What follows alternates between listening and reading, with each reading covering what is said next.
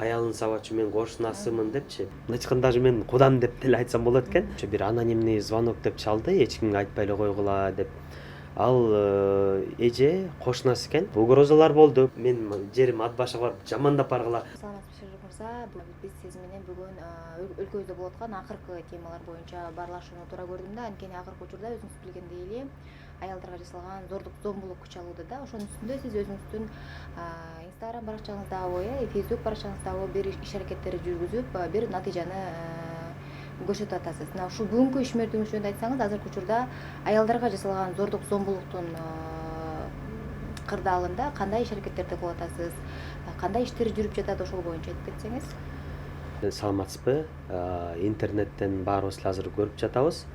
Жанагы Айбек Уланов деген блогер ушундай бир эже 20 жылдыкка барып, ал жерден барып келгенден кийин күйөөсүнөн жанагы колунан каза таап, ошол бизге дагы көчө бир как раз көчө бир анонимный звонок деп чалды, эч кимге айтпай эле койгула деп. Ал эже кошунасы экен. Бул Сай деген айыл экен. Анан бизде ошо мындай эки ок атылыптыр деп атат. Анткени бул ызы чуу неден чыккан дейт да. Ызы чуу жанагы ошо аялы 20 жылдыкка барат, анан кайра келгенде даже кафеге деле отурбаптыр дейт. Анан келгенде эле ошо классташ экен, бирок классташ тууган экен. Жазып коет, сен неге кетип калдың, бул жерде кыздарга бизден подарок бар болчу деп. Анан ошондон бир ревность башталып, ызы чуу болуп, буруш болот. Анан ошол кезде бир чалат, телефон чалып болгондо, анан чалганда ошо классташ алып, ошондон анан жана нерв жини келип, анан эме деп коет эмеспи, бизде жанагы дробовик деген сыяктуу жана атканда чачырап тийме ок экен. Бирөөсүн ошо асманга атып, анан экинчисин ушу кол жака атканда ошо колун чачыратып кеттир деп ушинтип айтып атат. Негизи бул дагы ошо айтып атышты, мурун эле ушундай сабап, ушундай периодически сабап, постоянно ушундай зордук, зомбулук көрсөтүп жүргөн экен. Анан ошо уртокмок көрсөтүп жүрүп, анан аягы ушундай болуп атат, өкүнүчтүү окуя болуп атат. Анан ушул окуя болуп атканда, анан жанагы бир блогер Айбек Уланов деп чыгып алып, өзүнө мынтип жазып атат, анын дагы көп подписчик немелери көп, аудиториясы. Ал мынтип жазып атат: силердин аялыңар ушундай 20 жылдыкка барып туруп, бирөө менен жатса не кылмак элеңер деген сыяктуу сүрөтүн коюп, мына шылдыңдаган сыяктуу жазып атат. Анан бизге дагы ошол кезде жөнөтүп атышты.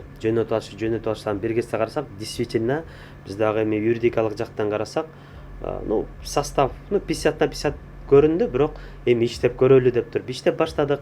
Иштеп баштап жанагындай элдерге кайрылдык. Мына анткени бул интернет общественный резонанс көтөрүлгөндөн кийин бир 2-3 күн өткөндөн кийин уже актуальность жоготулат. Актуальность жоготулганда башка иш чыгып кетип, актуальность болгондо бул деле каралбай калат деген сөз да.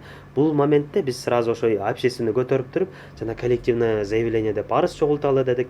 Ошо арыз чогултканда бул мындайча айтканда мыйзамда дагы эффективнее болот. Тем более бир арыз эмес, уже 2-3 заявление уже бул коллективное деп айтылат. Буга дагы жакшы баа, юридикалык баа берилет деп.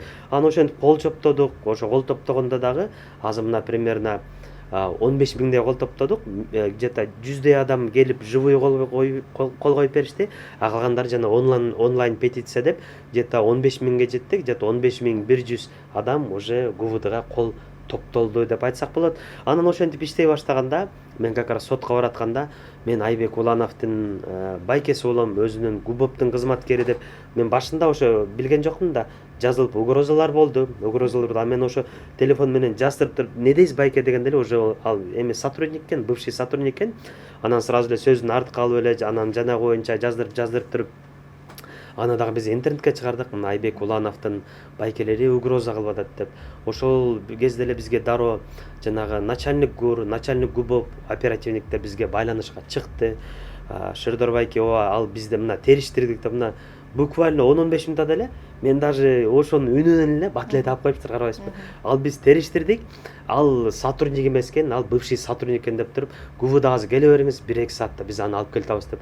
Барсам, спецназ уже алып келиптир, жана анда кармалып, жанагындай ызы чуу болду, аны дагы мына камакка киргизди. Сиз ошол жерде видеого тартып турдуңуз да, кармалганда, жана бир ал киши күлүп турду, кандай реакция кылды, мындай бир видеодо бир күлүп жаткандай бир элес калтырды да.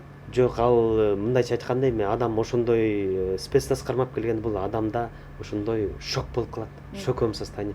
Бул өзүн эметип эле эми мени тааныбай шердор кечирип койчу, минтип койчу деп уже ал жерден даже ыйлап өзүнүн башын жерге салып качып жүрдү. А бирок спецназ жанагындай эле көрсөткөндө эле бетин каратып жанагындай эмелерди көрсөтүп атты. Анан ошо видео тарттык, оказывается жөн эле Айбек Улановдун даже мындай бир тууган байкелер эмес, мындайча орусча айтканда названный байкелер деп коет го, ошондо чогуу жүрүп жүргөн ошо мындай заступаться этип ошонун аягынан ал дагы камакка кирип калды десек болот. Сизди Айбек Уланов сизге чалуусун өтүнүптүрбү же болбосо ал киши өзү эле жардам бергиси келип сизге ошондой бир Эми бул боюнча дагы кечиресиз, бул боюнча дагы негизи айта кетишибиз керек. Бул боюнча эми мен өзүм Ат баштан болом. Ат башыда менин туугандарым бар. Туугандарым бар. Эми деле эч ким айта элек, мына бүгүн как раз эми айта кетиш керек. Ат башта менин туугандарым бар. Ал ошо туугандарымдын аялынын родной брачкасы экен. Алар аркылуу чыгышты. Айбек Уланов. Айбек Уланов. Мындайча айтканда даже мен кудам деп деле айтсам болот экен. Анан эми иш башталды. Принцип бар.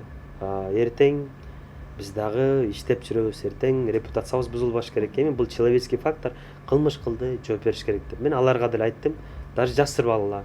Пусть по закону отвечает. Айттым, экспертиза чыгып келсе, аны даже биз дагы следователь да эч нерсе кылбайт. Экспертиза чыксын деди. Мына экспертиза состав бар деп чыкты. Мына камалды дегендей. Дагы андан башка дагы толтура кыйын мен таанымал деген блогерлер чыкты. Ырчылар чыкты. Кандай өтүнүчтөр менен чыгып атат? Мисалы үчүн Эми болду, до конца барбай эле кой, болду, токтотуп кой, эми ушул бойдон эметти, наказаниясын получил. Может, хотя бы интернетке чыгып кайра бир общественный кечирим сурасын. Мен айттым, башында кечирим сурады. Биз ошол бойдон токтолуп аткан мейли деп эметсек, чыгып алып кайра жанагындай раскудакталса деп ар кайсы сөздөрдү неметип, мына мага психологко, адвокатка акча керек деп ар кайсындай жаман сөздөрдү айтып, бизге да наездер башталды. Дагы ачыгын айтканда толтура адамдарды салды.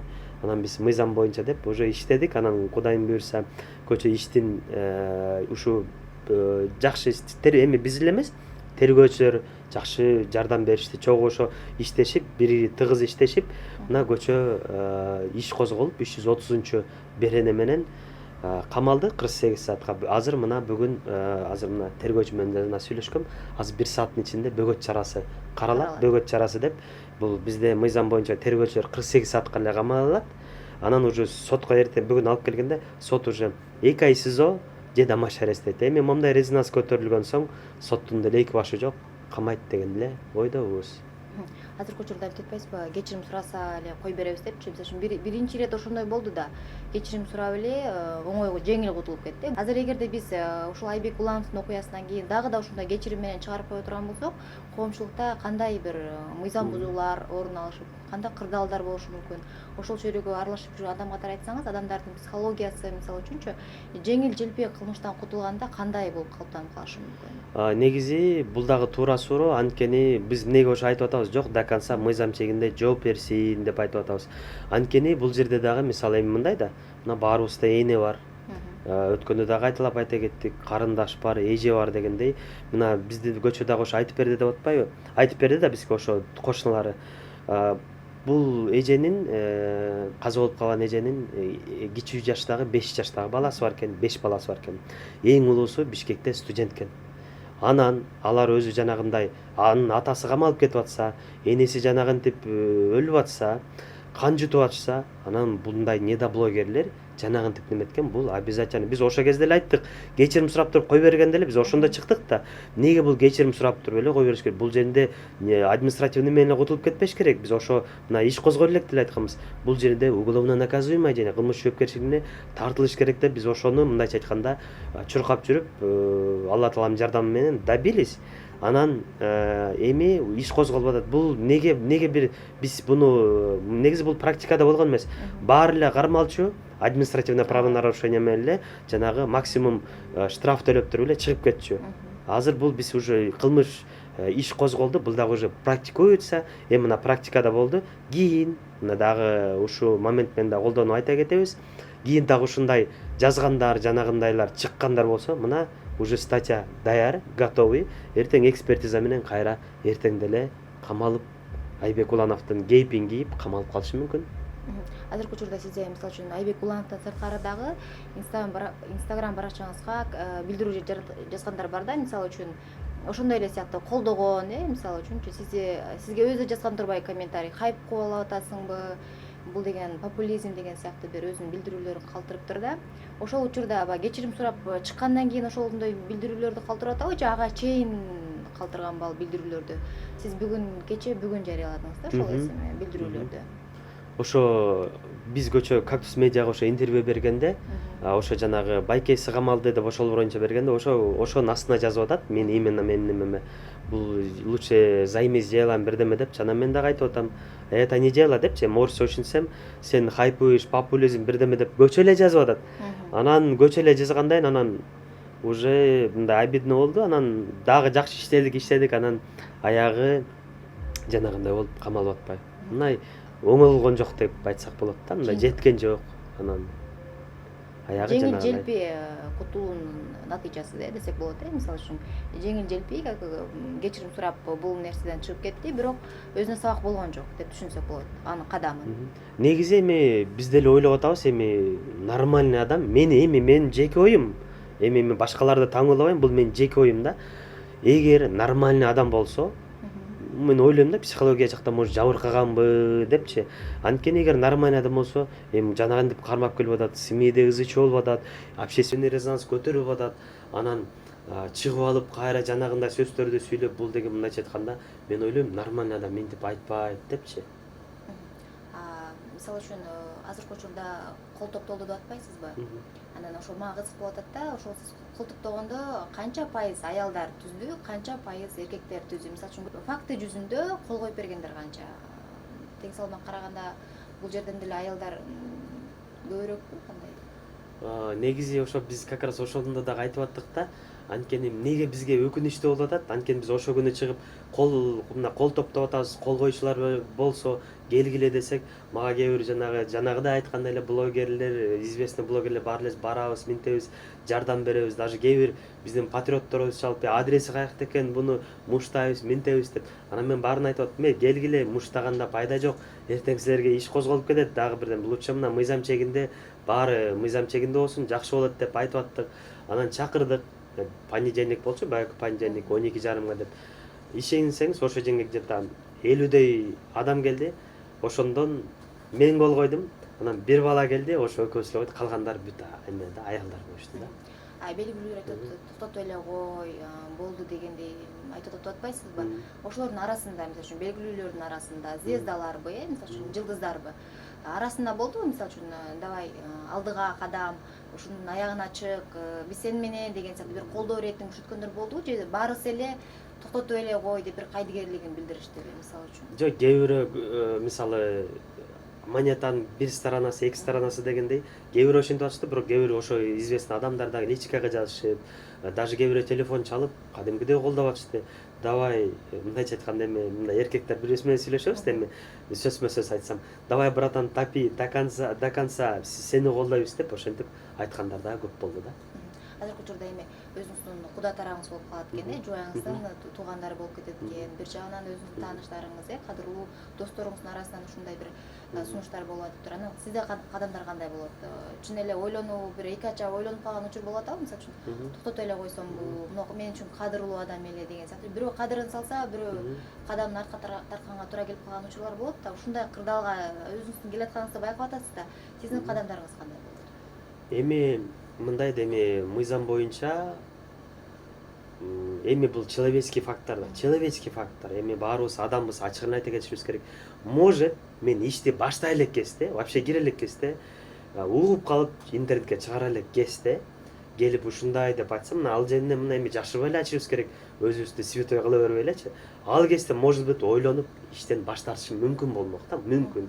Уже жанагы бир чыгаргандан кийин мен аларга айттым, до конца барам. Не кылсаңар ошо кылгыла, хоть чийип салгыла, хоть сүйлөшпөй калгыла, хоть барып мен жерим ат башка барып жамандап баргыла, даже ат башка киришпей койгула деп, дагы не только алар эмес, дагы башка жактардан да чыкты да. Баарын эле ушинтип айтып аттык деп айтсак болот да. Азыркы учурда Айбек Уланов кармалды, кечээ баарыбыз көрдүк историяңыздан, Инстаграмыңыздан ат минип бейкапар жашоодо жүрүптүр, мындай карай турган болсок. Анан ошол учурда кармалган учурда бир банки затын колдонгон айтылып атат да. Бул чын эле фактыбы? Биз чын эле колдонуптур деп анык айтсак болобу? Ооба, анткени бизде мыйзам боюнча мындай да, адамды көчө кечинде Айбек Улановду камап атканда мыйзам боюнча ГНД деп коет, жана наркология жактан өтөт. Ошондой эле жана телесин повреждение жокпу деп горбольницадан барып өтүп келет да. Ошол кезде текшертет. Текшерткенде аяктагылар сразу аныктайт да. Ошол кезде наркотикалык зат колдонгон деп чыгып атат. Бул уже далил деп айтсак болот. Андан сырткары, мисалы үчүн сиздин өзүңүздүн баракчаларыңызда жарыялаган маалыматтарга таяна турган болсок, мисалы үчүн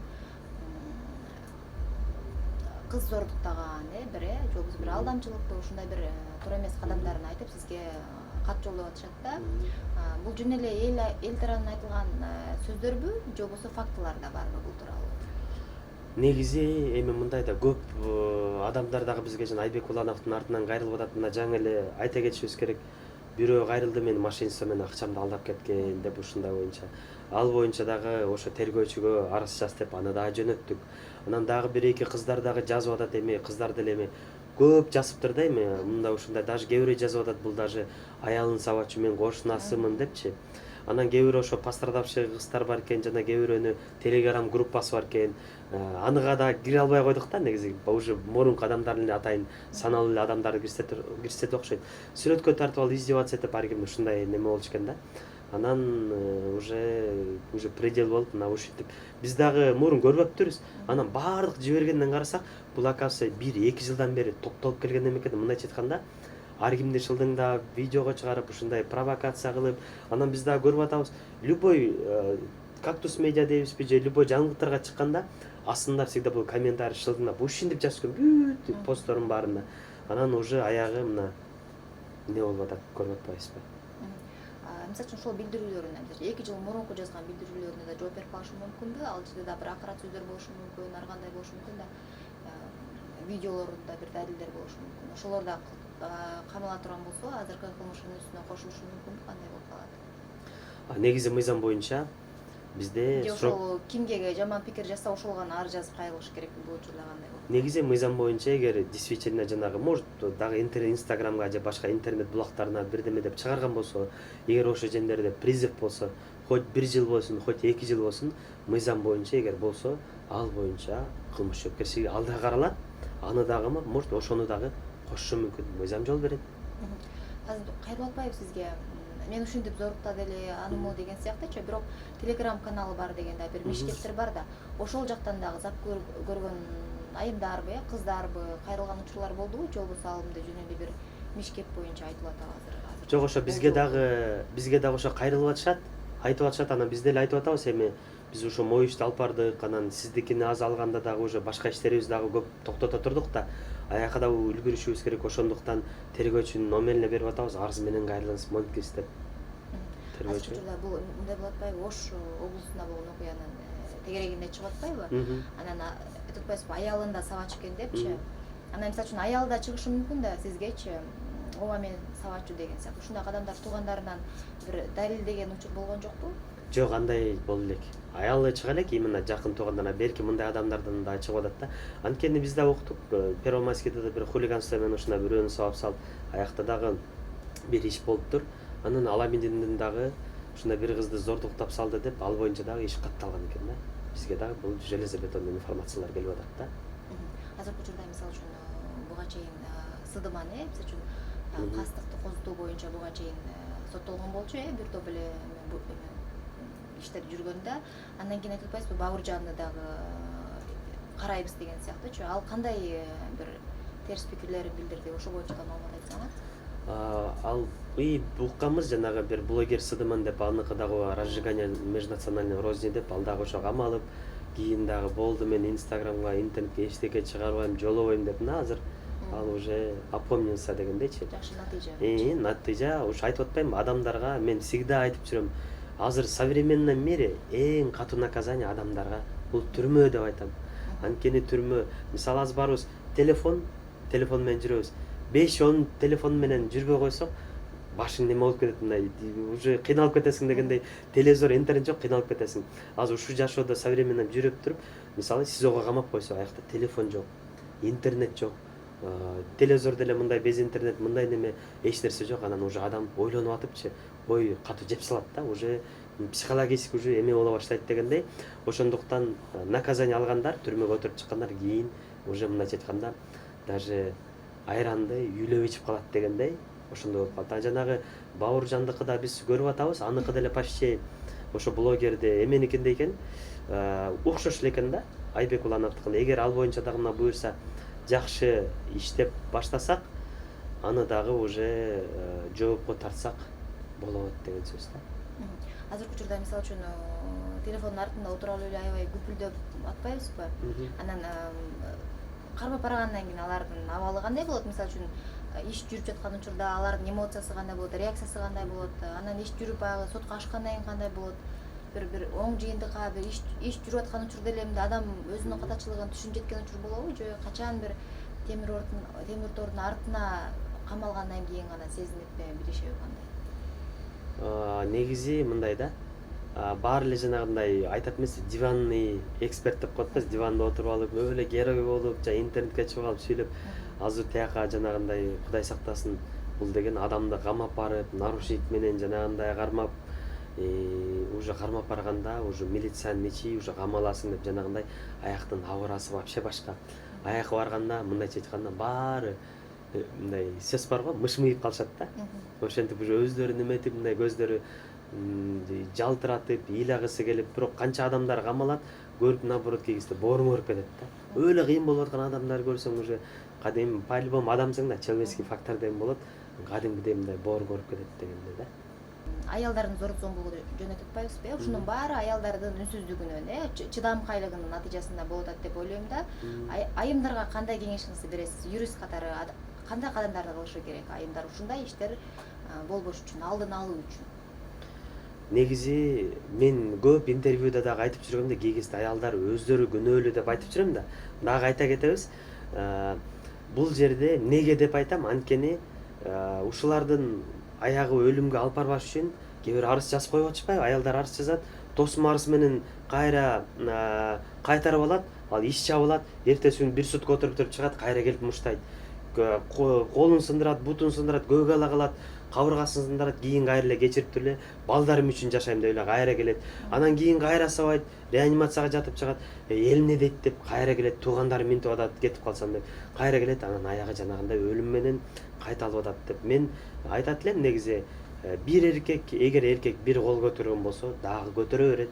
Ошондуктан арыз жазыш керек, каматыш керек, пусть камалып, ошол жактан эсине келсин, анан пусть жана чапкан немелерине пусть наказание получит дегендей, анан кийин чыгып туруп, уже көбүрөөк отуруп чыккандан кийин анан түрмө кандай экенин, семья кандай экенин, чапкан кандай экенин, чапкандын натыйжасы кийин кандай болот экен, анан кийин уже ал дагы айранды үйлөп ичип калат десек болот да. Бүгүнкү берген маегиңиз үчүн, маалыматтарыңыз үчүн сизге ыраазычылык билдиребиз. Айсалкын, сиздерге дагы чоң рахмат. Биз дагы любой время чакырсаңыз келип ушинтип маегибизди бергенге даярбыз.